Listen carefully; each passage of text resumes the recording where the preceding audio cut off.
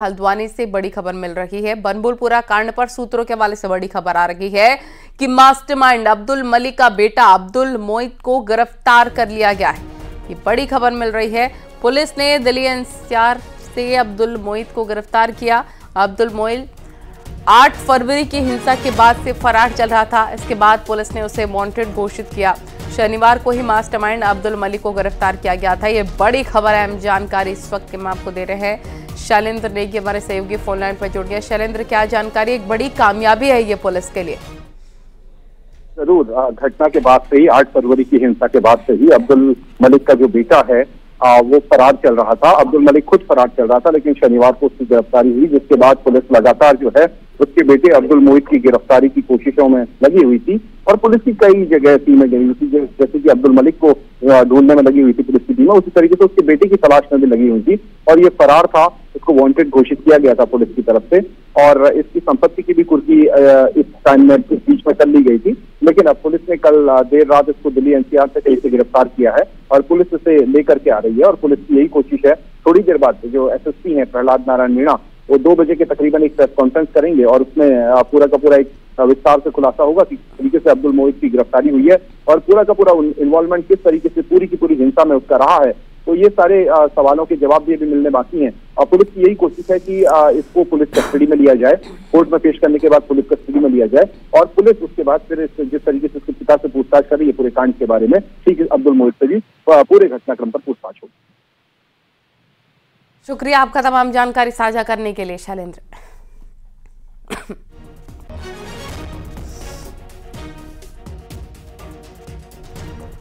बनबुलपुरा कांड के मास्टरमाइंड अब्दुल मलिक से पुलिस की पूछताछ जारी है। बनबुलपुरा में हुए उपद्रव के बारे में पुलिस पूछताछ कर रही है, लेकिन अब्दुल मलिक पुलिस के सवालों को टाल रहा है। 8 फरवरी को बनबुलपुरा में हिंसा हुई थी, उसका मास्टरमाइंड अब्दुल मलिक पर यूएपीए लगाया गया है।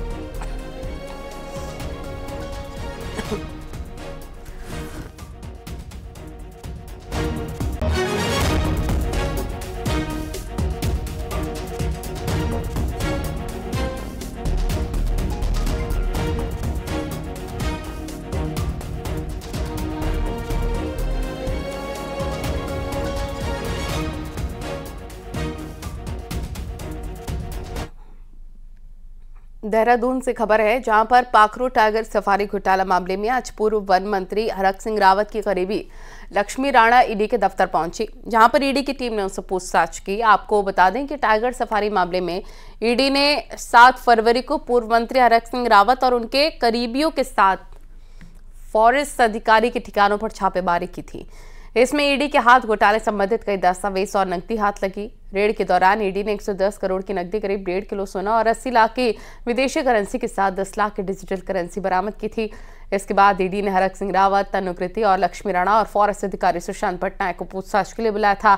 बुधवार को सुशांत पटनायक से ईडी ने पूछताछ की, तो वहीं आज लक्ष्मी राणा ईडी के दफ्तर पहुंची।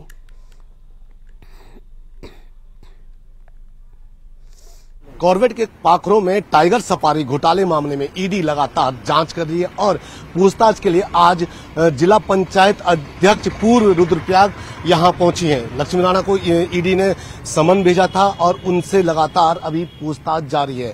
लक्ष्मी राणा करीब 10 बजे यहां पहुंची थी और ईडी के सामने वो दस्तावेज रख रही है जिनको लेकर ईडी ने उनको यहां पे बुलाया था। बताया जा रहा है कि जो आज 7 तारीख को जब ईडी ने रेड की थी तो उसमें लक्ष्मी राणा के ठिकाने पे भी ईडी पहुंची थी, क्योंकि और इनके ठिकाने से करीब 45 लाख की ज्वेलरी मिली थी, जिस पर अब ईडी लगातार जांच कर रही है। लक्ष्मी राणा पूर्व वन मंत्री हरक सिंह रावत की करीबी बताई जाती है, जिसको लेकर ईडी अब इनसे भी लगातार पूछताछ कर रही है।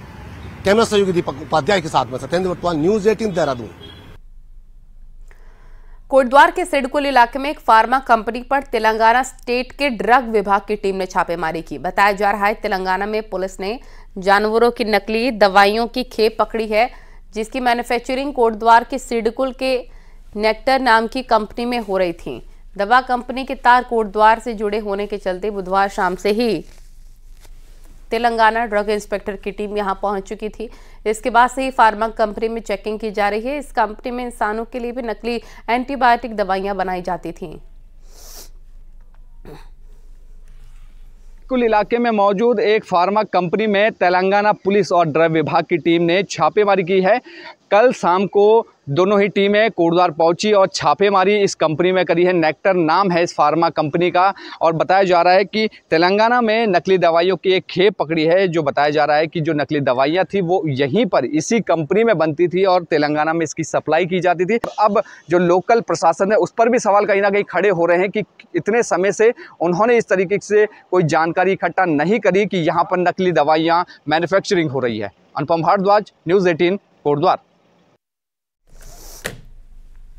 देहरादून से बड़ी खबर आ रही है। राष्ट्रपति की मंजूरी को भेजा गया यूसीसी विधेयक। राज्यपाल ने राष्ट्रपति को यूसीसी विधेयक भेजा।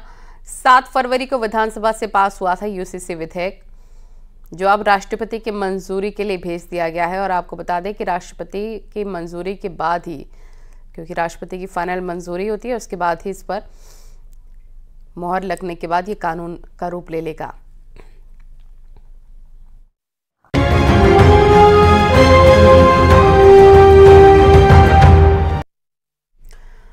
दिल्ली में आज बीजेपी केंद्रीय चुनाव समिति की बैठक होगी। शाम 6:30 बजे होने वाली बैठक में प्रधानमंत्री मोदी, अमित शाह, जेपी नड्डा के साथ सीएम धामी भी मौजूद रहेंगे।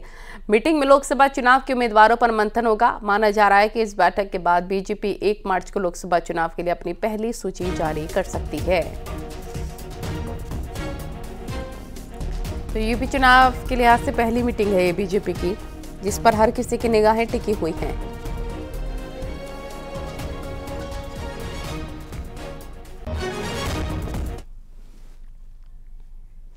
और वहीं बीजेपी प्रदेश अध्यक्ष महेंद्र भट्ट ने कहा कि बुधवार की बैठक में जो प्रत्याशियों के पैनल बनकर लाए गए थे उस पर केंद्रीय नेतृत्व के साथ चर्चा हुई है। आज की बैठक में नामों पर अंतिम मुहर लगाई जाएगी।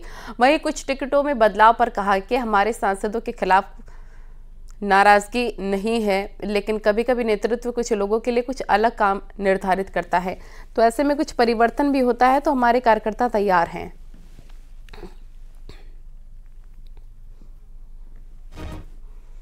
कोर ग्रुप की टीम में जो प्रत्याशी हमारे उत्तराखंड से जो हमने जो ऑब्जर्वर भेजे थे उनके द्वारा जो नाम आए, एक एक नाम पर हमने चर्चा की है। राष्ट्रीय अध्यक्ष जी के साथ हमारे राष्ट्रवादी संगठन उसमें थे, तो एक ही विषय चर्चा मुझे बताते खुशी है कि जितने भी नाम हम लोग लाए थे बहुत प्रभावशाली नाम थे और हर व्यक्ति के अंदर चुनाव जीतने का एक प्रकार से मैं कहता हूँ चुनाव जीतने के योग्य वो कार्यकर्ता थे। अब क्योंकि सेंट्रल पार्लियामेंट्री बोर्ड को डिसीजन करना है और जो भी डिसीजन होगा वो सराखों पर होगा।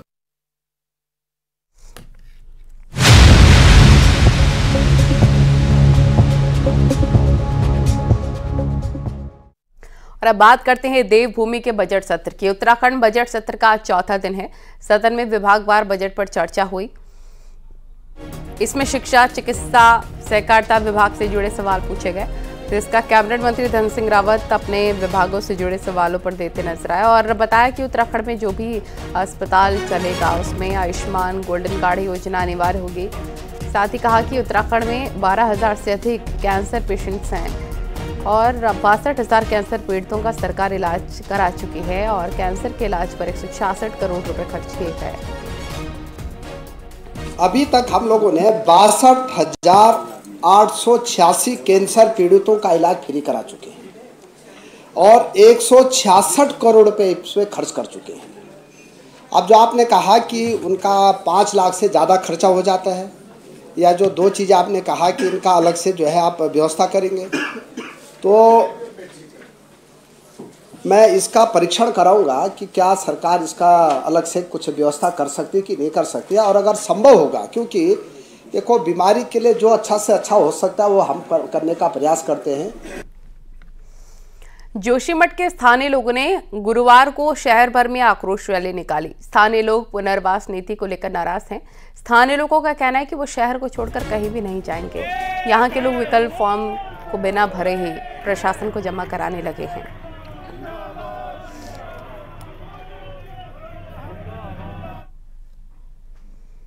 उत्तरकाशी में गंगोत्री हाईवे पर सुक्की से आगे बर्फबारी के बाद से लगातार फिसलन के हालात बने हैं। वहीं पर्यटकों की गाड़ी फिसलते हुए सीधे सड़क के नीचे चली गई। हालांकि ये गनीमत रही कि गाड़ी पेड़ से जाकर अटक गई, जिससे एक बड़ा हादसा टल गया। सूचना पर पहुंची बीआरओ की जेसीबी ने गाड़ी को निकाला। फिसलन के हालात को देखते हुए जिला प्रशासन भी पर्यटकों की सुरक्षा को देखते हुए सावधानी बरतने की अपील करता नजर आ रहा है।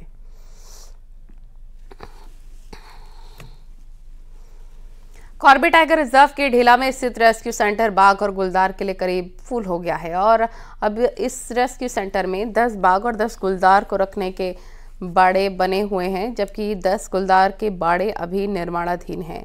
वर्तमान में यहां पर 9 बाघ और 9 गुलदार शरण लिए हुए हैं। ऐसे में अब यदि यहां एक से अधिक बाघ या गुलदार लाए गए तो उन्हें रखने की जगह नहीं होगी, इसलिए यहां से अभी 2 बाघ देहरादून मिनी जू भेजे गए हैं।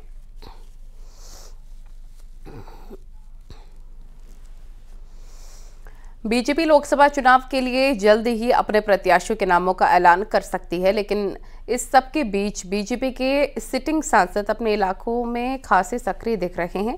विशेष तौर पर नैनीताल उधम सिंह नगर से सांसद और केंद्रीय रक्षा पर्यटन राज्य मंत्री अजय भट्ट अपना रिपोर्ट कार्ड जनता के सामने रख रहे हैं। भट्ट का दावा है कि 5 साल के भीतर जमरानी बांध, एम्स का सैटेलाइट सेंटर, नए नेशनल हाईवे प्रोजेक्ट समेत कई ऐसे मेगा प्रोजेक्ट्स हैं जिन्हें वो केंद्र सरकार से लेकर आए हैं। तैयारी क्या है? हमारी तैयारी तो जनता पर है, काम कर ही रहे हैं, हमारी सरकार कर रही है, हम कर रहे हैं, सारे लोग कर रहे हैं, सबसे मिलना जुलना है, स्नेह है लोगों का। बाकी तैयारी तो हमारी पार्टी की ये होती है, जिस दिन चाहे चुनाव जीते या जीतने से रह जाए, उसके दूसरे दिन से ही हम सेवा पर लग जाते हैं। उस सेवा हरिद्वार के रोशनाबाद में स्पोर्ट्स स्टेडियम में नजारा उस वक्त दिलचस्प दिखा जब दिव्यांग क्रिकेटर प्लेयर्स ने व्हील चेयर पर बैठकर चौके छक्के जड़े। समाज कल्याण विभाग और जिला प्रशासन द्वारा मतदाता जागरूकता के लिए क्रिकेट मैच आयोजित किया गया।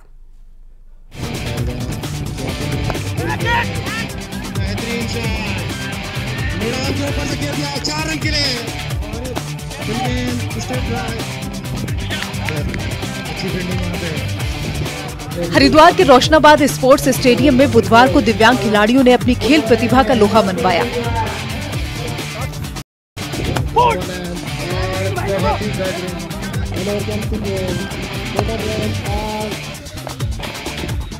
यहाँ जिला प्रशासन द्वारा एक क्रिकेट मैच का आयोजन करवाया गया, जिसमें दिव्यांग खिलाड़ियों की 2 टीमें एक दूसरे पर भारी पड़ती हुई नजर आई। 12 ओवर के क्रिकेट मैच में खिलाड़ियों ने खूब चौके छक्के जड़े।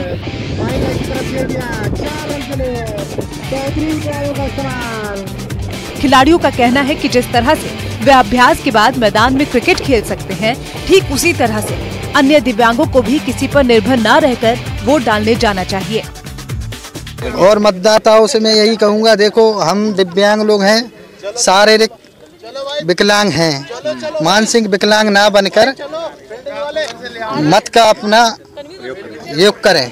आज के मैच का जो उद्देश्य था, ये 100% जो आगामी चुनाव आ रहे हैं 100% दिव्यांगों के लिए, दिव्यांग जो होते हैं घर से निकल नहीं पाते चुनाव के लिए, उन्हें जागरूक करने के लिए एक ये मैच का समाज कल्याण विभाग द्वारा मैच का आयोजन किया जा रहा है। दिव्यांग मतदाताओं को वोट मतदान के लिए जागरूक करने के लिए जिला प्रशासन की ओर से ये खास पहल की गई है।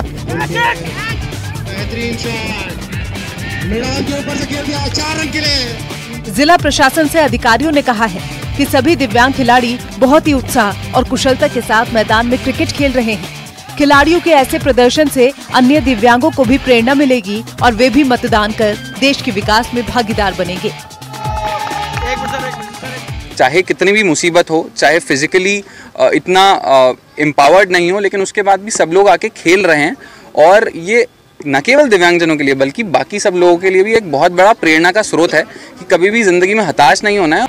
शारीरिक रूप से अक्षम दिव्यांग खिलाड़ियों का क्रिकेट के मैदान में उतरना और चौके छक्के लगाना वाकई काबिले तारीफ है। जाहिर तौर पर लोगों को इन खिलाड़ियों से असफलताओं से हार न मानने की प्रेरणा लेनी चाहिए।